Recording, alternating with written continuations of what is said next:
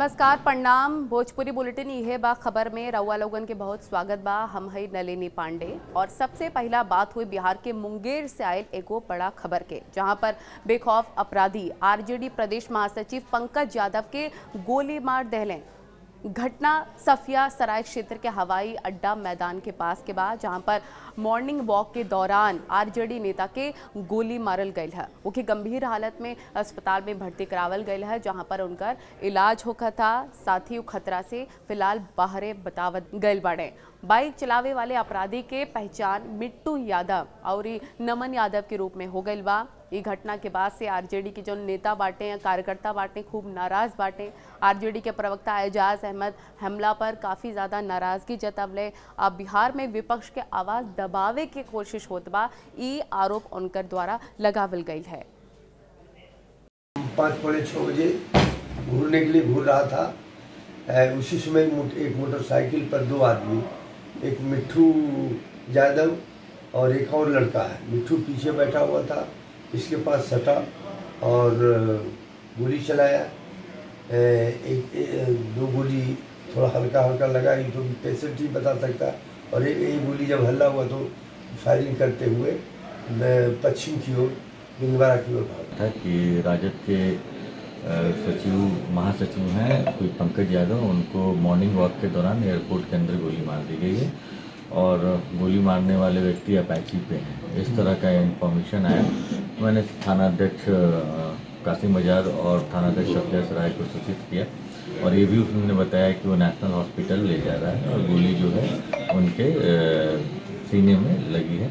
अभी हम डॉक्टर से और बाकी आम लोगों से बातचीत हुआ है, उन्होंने बताया है कि आउट ऑफ डेंजर है और हम लोग इसमें तफ्तीश कर रहे हैं।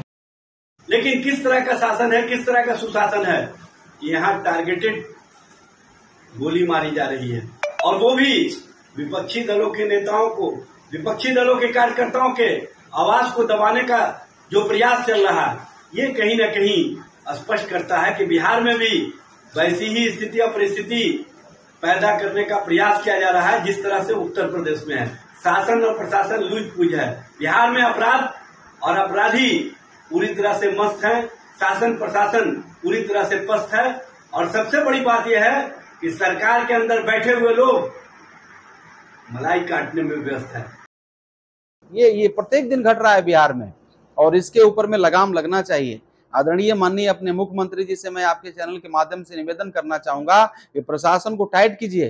प्रशासन जितना लोट खसोट में पड़ा हुआ है उतना जनता का सुरक्षा करे, तब जाकर के यहाँ कल्याण होगा, नहीं तो कल्याण होने वाला नहीं है।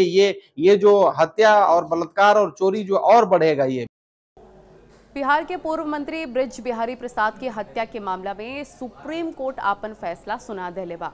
ब्रिज बिहारी हत्या के मामला में आरजेडी नेता विजय कुमार शुक्ला और मुन्ना यादव एगो और के दोषी दे देले गई बा और उम्र कैद के सजा सुनावे के ट्रायल कोर्ट के आदेश के बरकरार रखल गई बा। हालांकि सुप्रीम कोर्ट पूर्व सांसद सूरजभान सिंह और 5 लोगों के बरी कर देले गई बा। ये फैसला से सुप्रीम कोर्ट में चुनौती भी देल गई। सुप्रीम कोर्ट के 3 गो जज ए मामला में सुनवाई 21 और 22 अगस्त के पूरा कर देल गए रहले, जिनकर फैसला के ऐलान आज हो गई बा। निचला अदालत 2009 में सब 8 आरोपी की उम्र कैद की सजा सुना देले बाटे।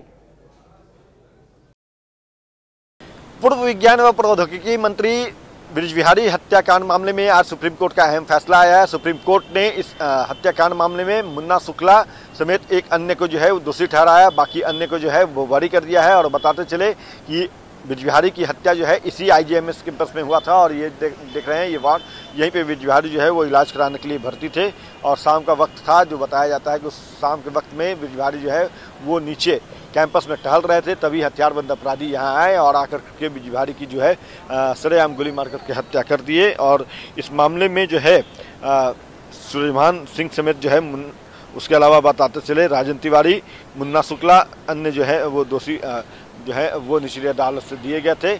और फिर इस मामले में जो है पटना हाई कोर्ट में जो है सुनवाई हुई और सुनवाई के बाद जो है हाईकोर्ट ने सभी को जो है 6 लोगों को बरी कर दिया था और फिर इस मामले को लेकर के रमा देवी जो हैं जो ब्रिज बिहारी की पत्नी है उन्होंने सुप्रीम कोर्ट का दरवाजा खटखटाया। 24 जुलाई 2014 को इस मामले में पटना हाईकोर्ट ने जो फैसला सुनाया वो निचली अदालत से उलट था। सबूतों के आधार पर हाईकोर्ट ने कहा था कि सूर्यभान सिंह और विजय कुमार शुक्ला, मुन्ना शुक्ला समेत केस के सभी आरोपी जो हैं संदेह का लाभ पाने के हकदार हैं और इस कारण इनकी ट्रायल कोर्ट की तरफ से दिए गए आदेश को खारिज कर दिया गया था।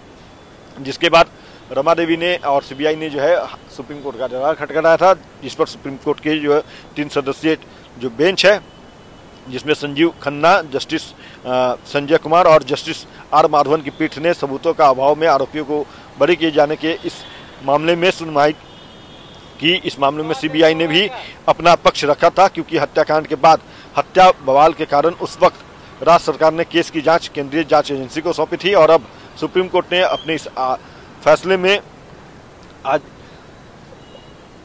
मुन्ना शुक्ला को और एक अन्य को दोषी ठहराया है। बाकी अन्य को जो है सूर्यभान सिंह, राजेंद्र तिवारी से अन्य को जो है वो आरोप मुक्त कर दिया है। तो कुल मिलाकर कह सकते हैं कि यह जो हत्याकांड था इस मामले में आज सुप्रीम कोर्ट का बड़ा फैसला आया है। अमित कुमार, न्यूज 18 पटना। बिहार में प्रशांत किशोर पार्टी के घोषणा कई देलें। पीके न सिर्फ नया पार्टी के घोषणा कैलें बल्कि दलित समुदाय से आवे वाला मनोज भारती के पहला कार्यकारी अध्यक्ष बना के मास्टर स्ट्रोक चले के कोशिश कैल गई हा। कहे कि बिहार जैसन जातिगत राजनीति वाला राज काफी ये मामला में महत्वपूर्ण बा।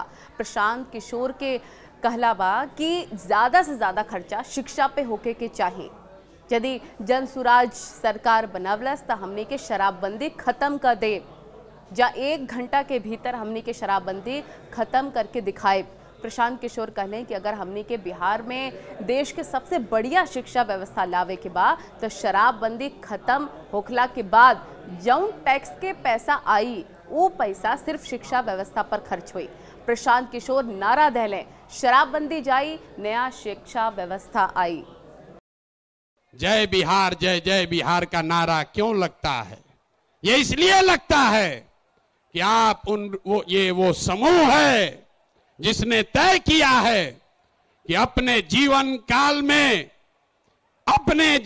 काल में हम लोग ऐसा बिहार बनाएंगे कि देश दुनिया में कोई आदमी बिहार और बिहारी को गाली नहीं दे पाएगा।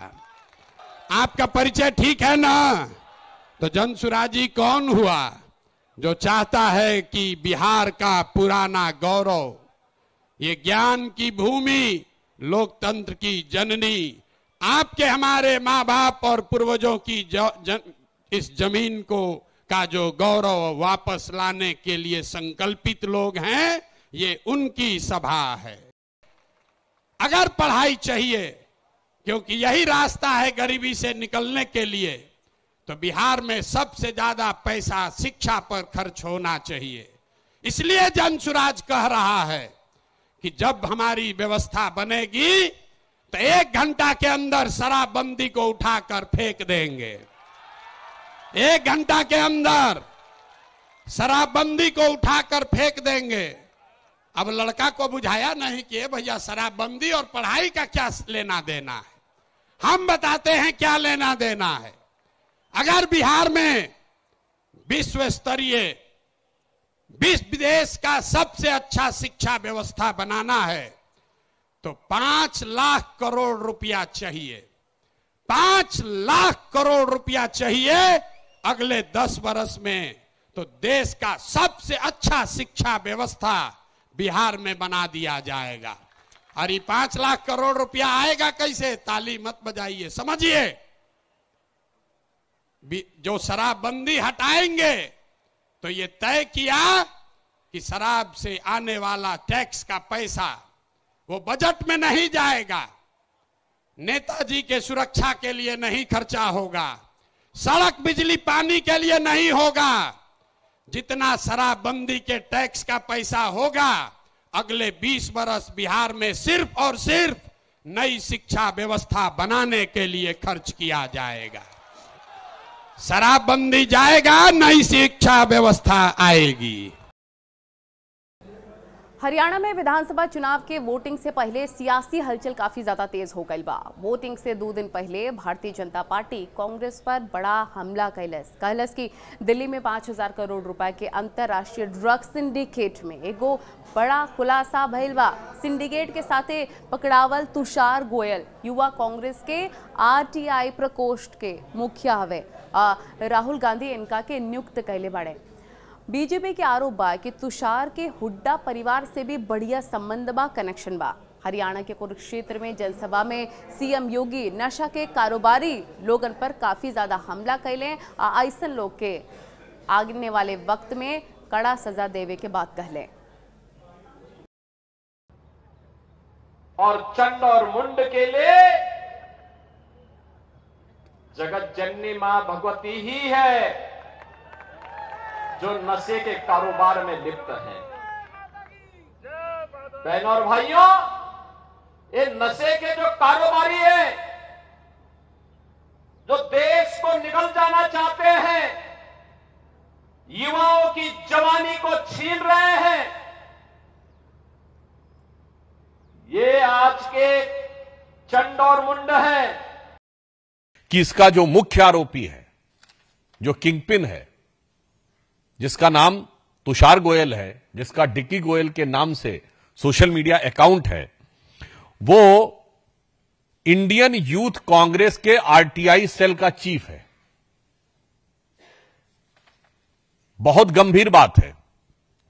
यानी अब यह बात साफ हो रही है कि राहुल गांधी की मोहब्बत की दुकान में अभी तक नफरत के सामान तो दिख रहे थे, अब नशे का सामान भी मिलने लगा है। दूसरा, संबंधों का सिलसिला सिर्फ यहां तक नहीं है।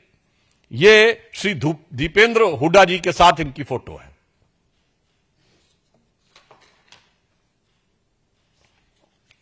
मामला इतना ही नहीं है, अन्य वरिष्ठ नेता कांग्रेस के ऑर्गेनाइजेशन सेक्रेटरी KC वेणुगोपाल जी के साथ इनकी फोटो, कि कांग्रेस के सबसे सीनियर नेता हुड्डा परिवार को इस बारे में जवाब देना है। जो पूर्व मुख्यमंत्री रहे हैं और उनके बेटे कांग्रेस के युवा नेता हैं, उनके साथ फोटो और उनका नंबर। तो जवाब कांग्रेस पार्टी से चाहिए, और जवाब हरियाणा कांग्रेस से चाहिए, और जवाब हुड्डा परिवार से चाहिए।